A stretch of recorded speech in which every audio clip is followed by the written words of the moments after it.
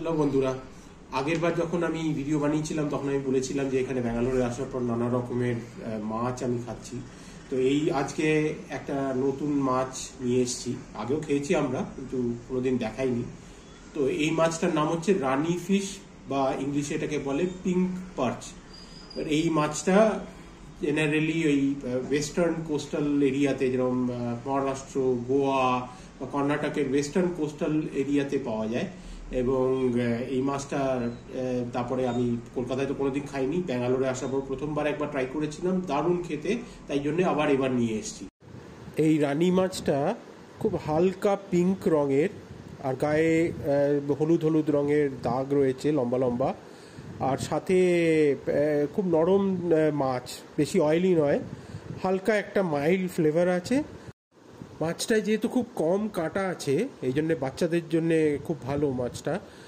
আর এই মহারাষ্ট্রিয়ান বা কোঙ্কনি রান্নাঘরে এই মাছটাকে জেনারেলি খুব ক্রিস্পি করে ফ্রাই করে ওরা খেয়ে থাকে, কিন্তু কেরালা বা এই অঞ্চলগুলোতে এটা ওই নারকোল দিয়ে তৈরি করা হয়। আজকে এই মাছটা দিয়েই একটা রেসিপি বানাবো, চলুন আপনাদের দেখাই। প্রথমে মাছটাকে ম্যারিনেট করে নেবো, তার জন্য একটুখানি হলুদ আর একটু নুন দিয়ে ভালো করে ম্যারিনেশন করে নিই।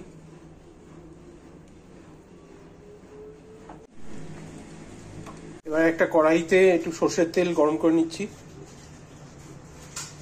এবার মাছগুলোকে ভাজতে দিয়ে দেবো একটা একটা করে।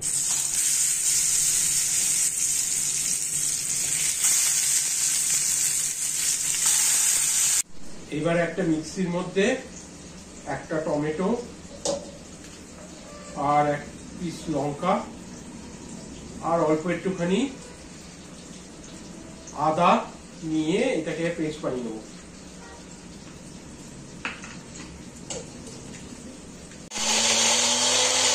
মাছগুলো ভাজা হয়ে গেছে লাল লাল করে, এবার তুলে নিই। এবার এই গরম তেলের মধ্যে এক এক করে আমি দিয়ে দেবো। প্রথমে একটু কালো সর্ষে অল্প করে নিয়ে গরম তেলের, এরপরে একটু লাল শুকনো লঙ্কা দিয়ে দিচ্ছি, ছোট ছোট করে পিস করে নাড়িয়ে নেবো একটুখানি গরম তেলের মধ্যে। এইবার এর মধ্যে কুচনো পেঁয়াজ দিয়ে দিই।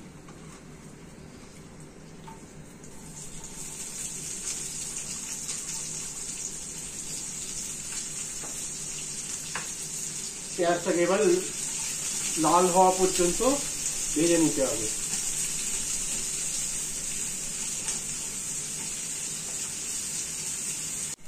পেঁয়াজটা লাল করে ভাজবার জন্য অল্প করে চিনি দিয়ে দিলাম। এবার যে পেস্টটা বানিয়েছিলাম সেই পেস্টটা দিয়ে দিচ্ছি।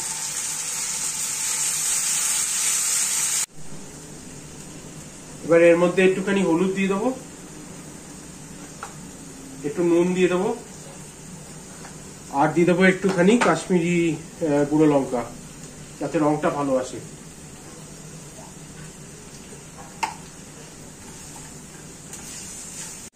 যে মিক্সিটায় বেটেছিলাম, পেস্ট বানিয়েছিলাম, সেই মিক্সিটাই একটু জল দিয়ে ওই মশলাটা পুরোটা দিয়ে দিলাম। এবার একটা তেঁতুলের বাটিতে একটা তেঁতুলের পেস্ট আর একটুখানি চিনি গুলে নিয়েছিলাম জলের মধ্যে, সেইটা আমি দিয়ে দিচ্ছি। এইবার সময় হয়ে গেছে মাছগুলোকে ঝোলের মধ্যে ছেড়ে দেওয়ার।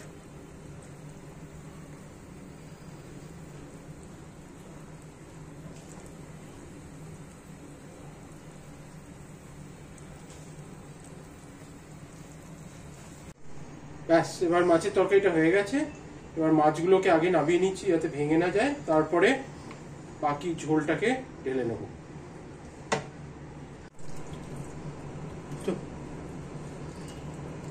এবার ঝোলটা ঢেলে নিলাম।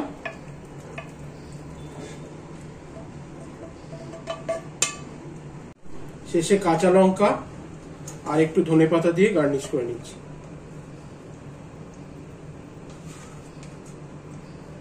রান্না যতটা সাদাসিধে হয়, স্বাদটা ততটাই মন ভরানো হয়। এই রেসিপির নাম যেমন রাজকীয়, স্বাদও তেমনি অপূর্ব।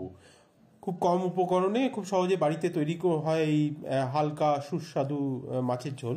একদমই ঝাঁঝালো নয়, বরং খুব সাদাসিধে আর মৃদু স্বাদের। এই ঝোল গরম ভাতের সাথে দিলে এক কথায় অসাধারণ।